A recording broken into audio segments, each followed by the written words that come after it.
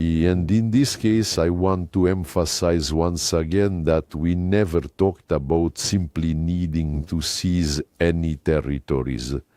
Neither Crimea, nor Donbas, nor Novorossiya as territories were ever our goal.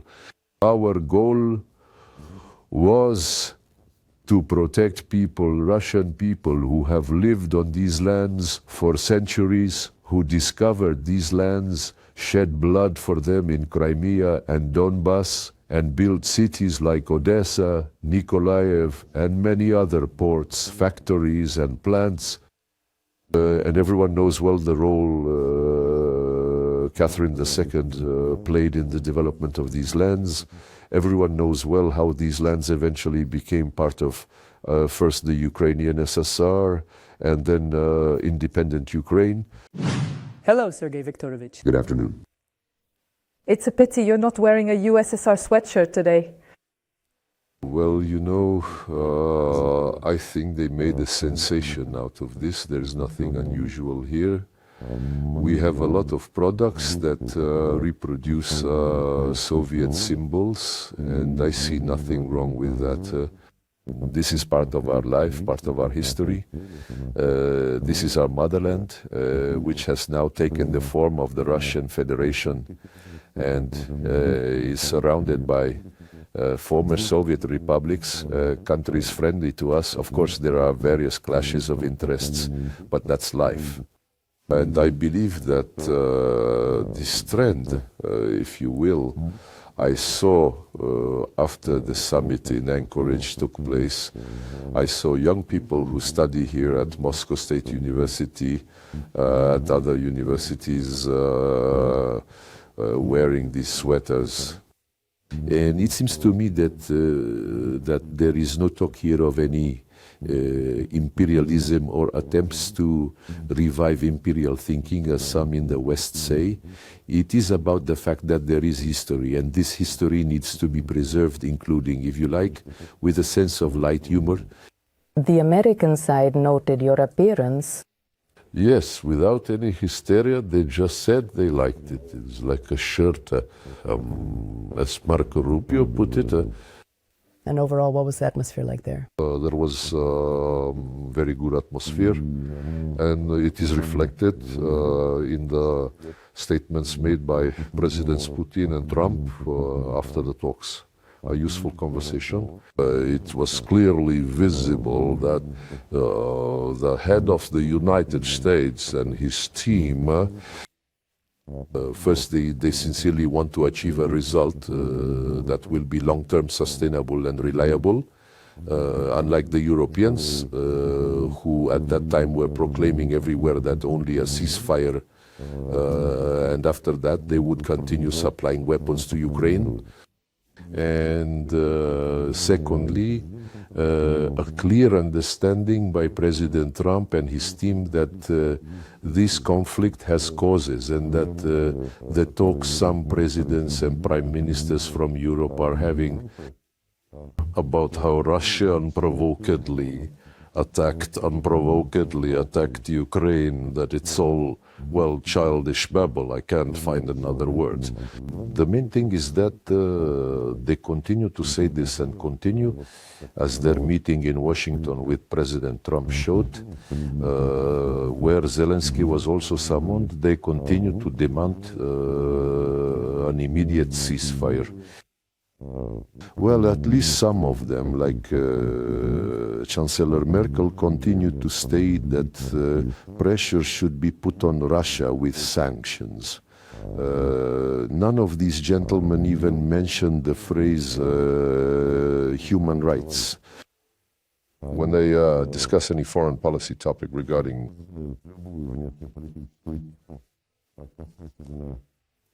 countries led by people not from their camp, not from the camp of these neoconservatives, neoliberals, whether it be Venezuela, China, Russia, or even now Hungary and many, many other countries, they invariably prioritize demands to ensure human rights within the framework of a rules-based world order. If you look retrospectively at what they have said about Ukraine over all these years, you will not find the phrase human rights even once, although a complete ban on the Russian language in all spheres of human activity should probably have caused outrage among these champions of democratic principles. Nothing of the sort. And the fact that this is the only country in the world where any language is banned doesn't bother anyone either. And when they say, well, yes, we might have to agree to exchange territories, someone among them said something like that. But first of all, Zelensky himself should decide this. And secondly, we will deploy a peacekeeping operation armed forces, in the form of peacekeepers. What does this mean? It means that they trust the resolution of human rights issues to the very person under whom laws were adopted that eradicated the rights of Russian speakers. Linguistic, educational, access to mass media in Russian, eradicating the right to one's religion.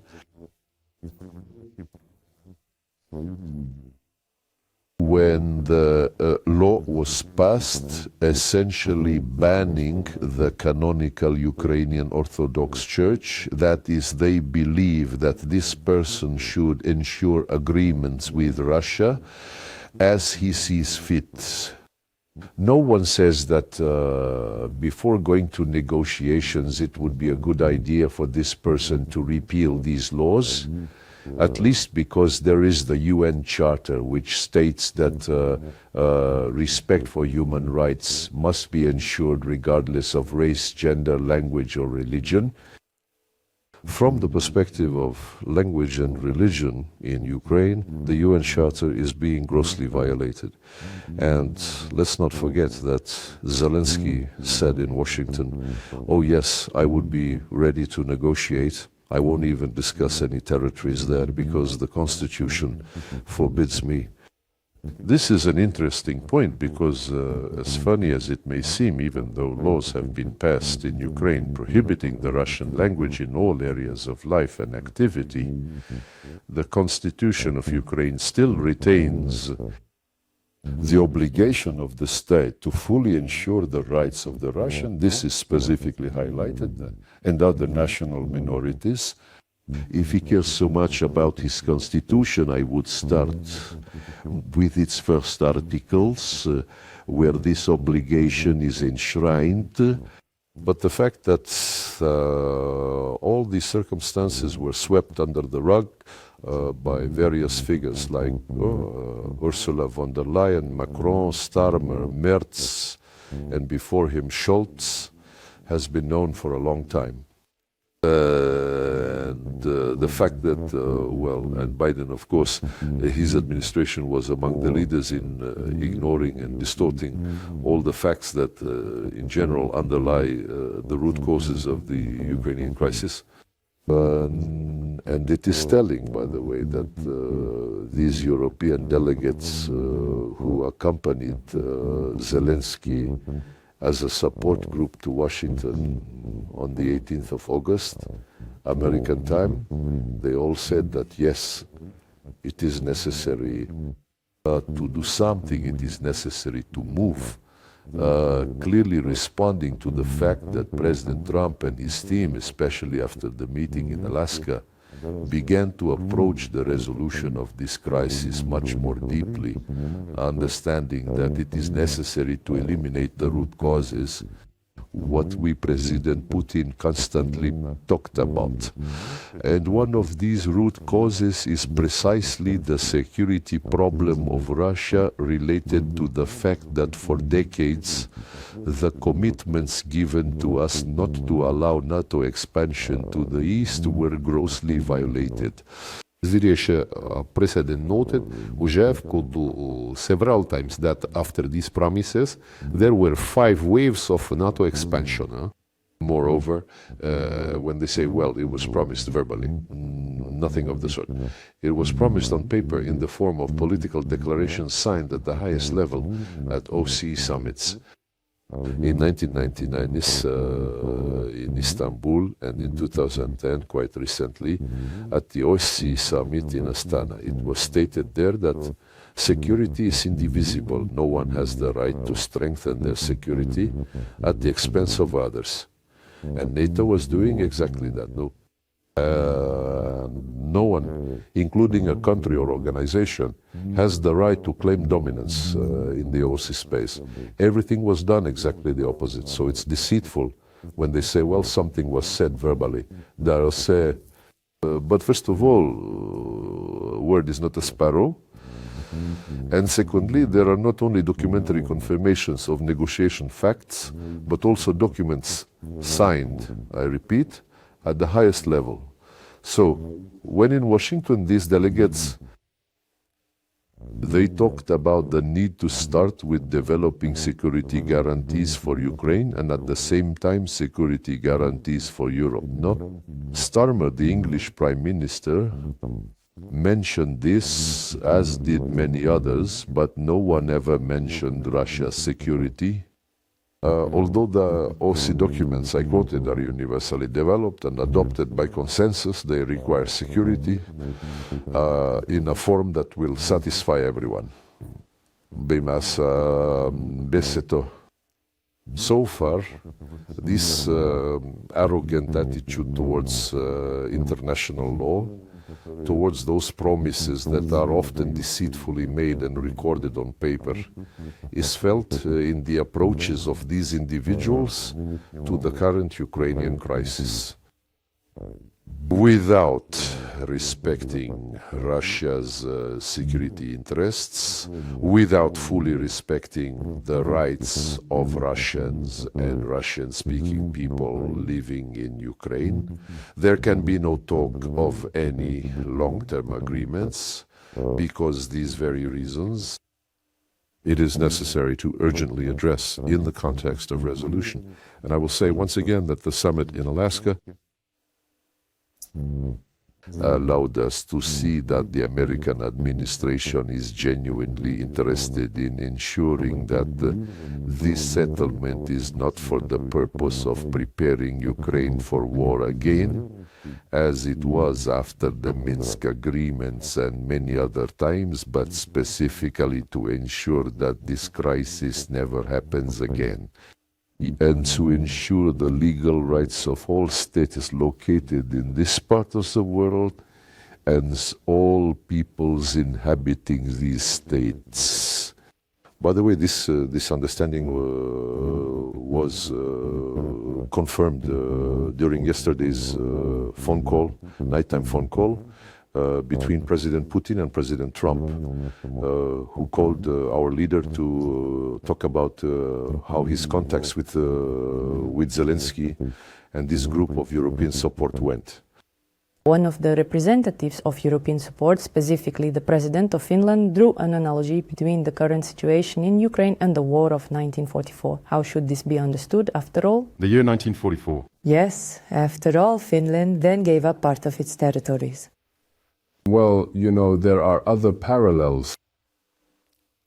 Finland, for many, many decades after the Second World War, and in general, enjoyed the best conditions for economic growth, solving social problems, ensuring the well-being of the population, largely due to the supply of Russian energy resources and overall cooperation with the Soviet Union and later with the Russian Federation, including in the context of the very beneficial application of efforts on our territory by Finnish business and the benefits that Finland received due to these special relations with our country, especially due to the fact that it made a decision on neutrality. These benefits, of course, were simply thrown into the trash overnight. And this makes one think about the following. When in 1944 Finland, which fought on the side of Hitler's Germany, on the side of the Nazi regime, and Finland, whose military units participated in many war crimes, when it signed the corresponding agreements with the Soviet Union. He recently quoted Mr. Stubb. I know him well. He was the Minister of Foreign Affairs. They signed an agreement that stated eternal neutrality, that neither the Soviet Union nor Finland would ever join any structures aimed against the other contracting party. And where is all that now? They have now joined the very structure that considers Russia an enemy.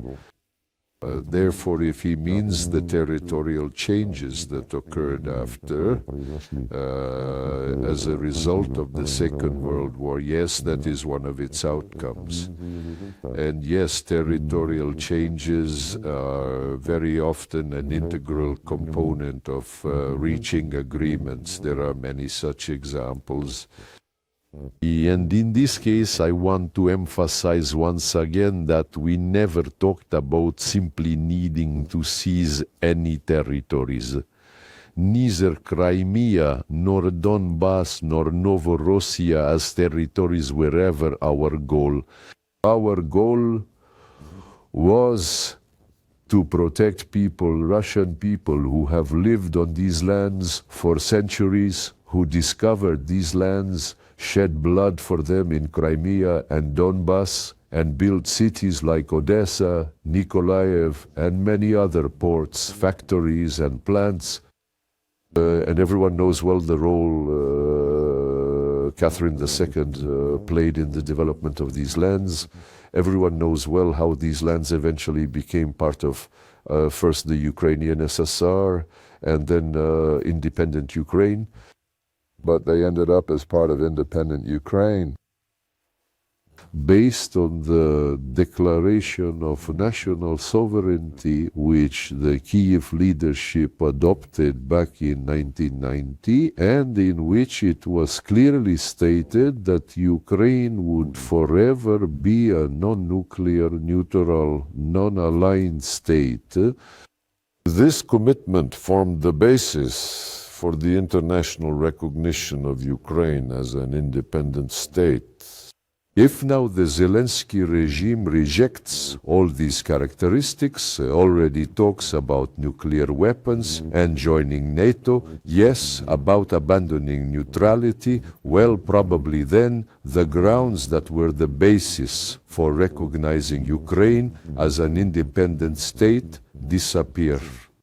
It is very important to pay attention to this. Otherwise, it turns out that, so to speak, the decisive role will again be played not by the principles of international law, but those very rules that the West has never formulated anywhere.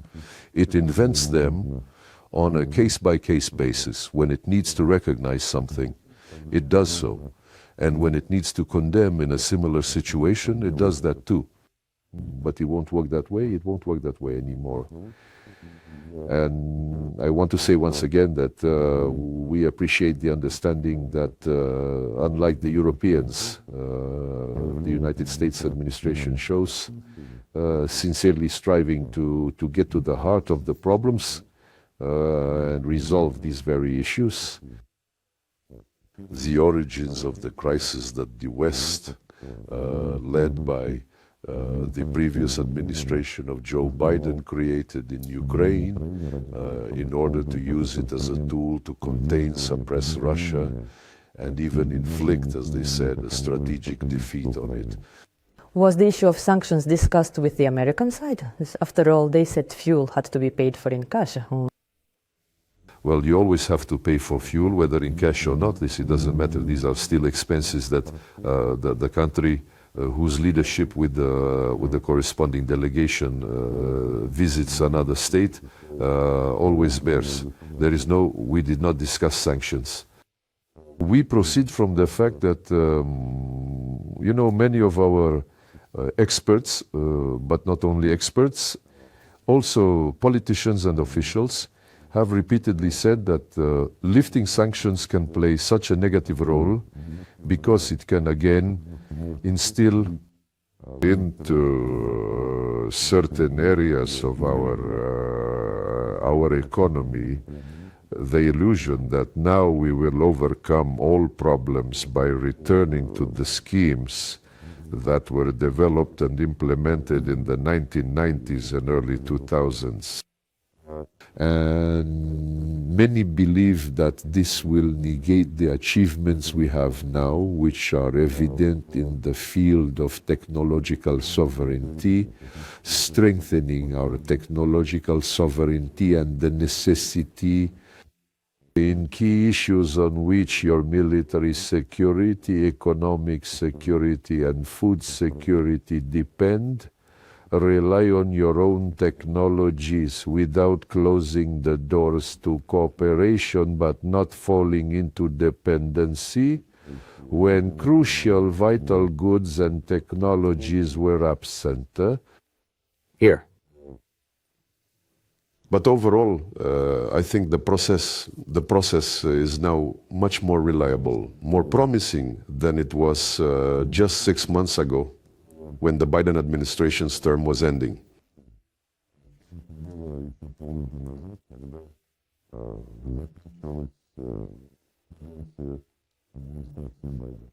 What to expect next? Will this be bilateral talks, trilateral? We do not refuse any forms of work, neither bilateral nor trilateral. The President has repeatedly mentioned this. The main thing is that any formats, 1+1, 1+2, multilateral formats, of which there are also quite a few, including, by the way, within the framework of the United Nations. So that all these formats are included, not just for someone to write about in the newspapers the next morning, or show on television in the evening, or later gossip about on social media, trying to skim off that propaganda froth, but in order to step by step, gradually, starting from the expert level and further, going through all the necessary stages to prepare summits. We will always support such a serious approach. Any contacts involving top officials must be prepared with utmost care. And the last question. Can Donald Trump come to Moscow this year? Does that seem as... He has an invitation, as you know, and at the press conference in Alaska, President Putin confirmed this invitation. And Donald Trump, if I remember correctly, said that it is very interesting. Thank you very much. It will be interesting for everyone.